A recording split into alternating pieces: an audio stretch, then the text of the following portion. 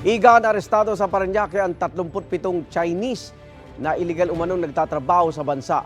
Ayon sa Bureau of Immigration, nagsagawa sila ng operasyon nitong Martes kasunod ng mga reklamo ng ilang residente ng multinational village. Ang ilan daw sa mga naaresto may food business gaya ng restaurant at grocery store. Nakakulong sila sa detention facility ng BI sa Taguig habang tinatapos ang proseso ng kanilang deportation. Hindi pa sila makuhanan ng pahayag. Sabi ng BI, karamihan sa mga nahuli ay naka-tourist visa o kaya lumabag sa kanilang working visa.